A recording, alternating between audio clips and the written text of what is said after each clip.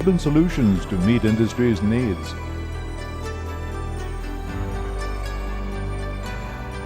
Chesterton solutions have been implemented around the world with documented success and recognition, increasing equipment reliability, optimizing energy consumption, and providing local technical support and service. You will be able to quickly and accurately install the 442 in your equipment. Before you remove the parts from the carton, prepare a clean work surface and make sure your hands are clean. The seal components are individually packaged to keep them free from any contaminants that could cause unreliable operation or premature failure. The necessary installation accessories such as hex keys, silicone grease, and installation instructions are also included for ease of installation. Before you begin the installation, be sure to read the instructions so you can follow the simple steps as described. Rotating equipment in good operating condition is essential to mechanical seal reliability and performance. Make sure your equipment meets the equipment parameters outlined in the installation instructions. Begin by disengaging the two socket head cap screws from the gland. With the gland on the work surface and the springs facing up, separate the gland halves. Make sure you remove all packaging material in the gland halves. You now have access to the rotary holder. Disengage the two socket head cap screws from the rotary holder and place the halves on the clean work surface. Take the stationary and rotary seal faces out of their packaging and place them on the clean work surface. Open the ball and socket joints of both the stationary and rotary O-rings by carefully pulling at the O-ring seam. The rotary O-ring is slightly longer than the stationary O-ring and is marked with a purple dot for identification. Lubricate the rotary holder gaskets and O-ring with the silicone grease included. Make sure they are properly seated in their grooves. Grease the gland joint gaskets. Make sure they are also properly seated in the gland grooves. Begin the assembly by placing the rotary holder halves around the shaft. There are two methods to properly set the rotary holder to the shaft. The enhanced 442 uses installation spacers that are attached to the holder, allowing hands-free setting of the holder. The standard 442 uses a Y-shaped spacer that must be held in place. We will illustrate both methods here in case you have both versions in your facility. Setting the 442 rotary holder with a Y-shaped installation spacer. Tighten the two socket head cap screws until snug but not tight on the shaft.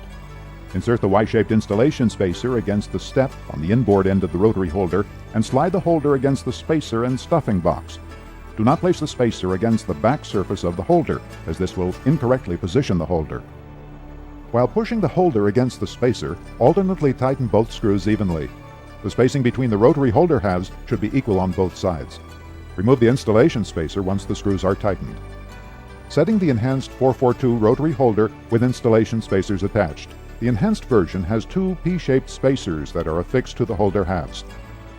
Place the rotary holder halves around the shaft. Tighten the two socket head cap screws while firmly pressing the back of the spacers against the stuffing box until tight on the shaft. Remove the installation spacers once the screws are tightened and the spacing between the rotary holder halves are equal on both sides. The remaining installation steps for both the standard and enhanced versions are identical from this point forward. Affix the rotary O-ring around the shaft. This is the O-ring with the purple dot for identification. Then affix the stationary O-ring around the shaft, placing it on the outboard side of the rotary O-ring. Carefully nest the two stationary face halves around the shaft between the O-rings. Slide the stationary O-ring over the back of the stationary face. Make sure that the splits of the stationary face do not line up with the O-ring seam. Carefully nest the two rotary face halves around the shaft and slide the rotary O-ring over the back of the rotary face. Make sure that the splits of the rotary face do not line up with the O-ring seam. Using the silicone grease, coat the outside of both the rotary and stationary O-rings with a thin film of grease. Align the rotary face slot with the drive pin in the rotary holder. The slot location is indicated by a mark on the outside diameter of the rotary face. The pin location is indicated by a score mark on the outside diameter of the rotary holder. Carefully press the rotary face into the holder using the stationary face. When engaged correctly, the rotary face surface of the splits should feel smooth without any step or roughness. Align the rotary and stationary faces by pushing them together and check the location of the stationary face splits. Make sure the rotary and stationary face splits do not align on assembly. Take one gland half and place it around the external seal components. The gland split should be 90 degrees from the stationary seal face splits. Place the other gland half around the seal and bring the gland halves together. Align the gland springs with the slots in the back of the stationary. Fully tighten the gland socket head cap screws. These gland cap screws can be installed from either side.